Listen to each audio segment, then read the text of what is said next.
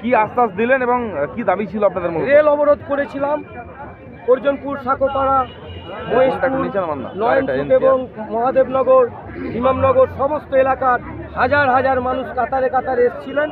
আমাদের অনেক দাবি ছিল, তার মধ্যে অন্যতম প্রধান দাবি ছিল যে সাকোপাড়া হল্টে হাওড়া কাটিয়ার এক্সপ্রেসের আপ অ্যান্ড ডাউন স্টপেজ এখানে দিতে হবে, পুনরায় চালু করতে হবে। এবং আমাদের যারা এই আন্দোলনের ফলে রেলওয়ে আধিকারিকরা এসেছিলেন, উচ্চতর আধিকারিকরা বিশেষ করে এডিআরএম সাহেব আমাদের সঙ্গে পুরো এলাকা দেখার পর, জনতার উচ্ছ্বাস দেখার পর আমাদের সঙ্গে আলোচনা করে উনি নিজে মাইকে ঘোষণা করেছেন যে 1 মাসের মধ্যে হাওড়া কাটিয়ার, 1 মাসের বা তার আগেই হাওড়া কাটিয়ার এক্সপ্রেসের স্টপেজ সাকোপাড়া হল্টে করবেন। এটা আমাদের আন্দোলনের জয়। আর যদি মনে করে থাকে যে রেল দপ্তর আমাদেরকে আবার ছেলেগুলানি ঘুম পাড়ানোর চেষ্টা করলো, তাহলে আমরা সেটাও তাদেরকে বলে দিয়েছি যে আজ আমরা ট্রেলার দেখালাম রোজা শেষে এপ্রিল মাসের প্রথম দিকে, তখন আমরা যখন পিকচার দেখাবো তখন কিন্তু কোনো অনুরোধ আর শুনবো না। তাই আমাদের বিশ্বাস আছে আন্দোলনের কতগুলো সিস্টেম আছে যে কখনো কখনো আন্দোলনের পরিস্থিতি অনুযায়ী ব্যবস্থা নিতে হয়।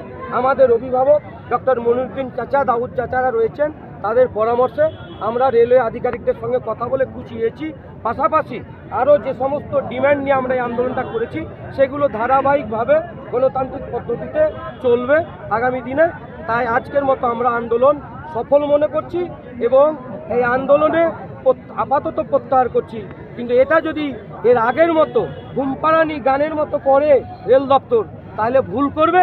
কারণ রোজা পর এপ্রিল মাসের প্রথম দিকে যদি পিকচার দেখাতে হয় তাহলে সেটা কিন্তু খুব ভুল হবে।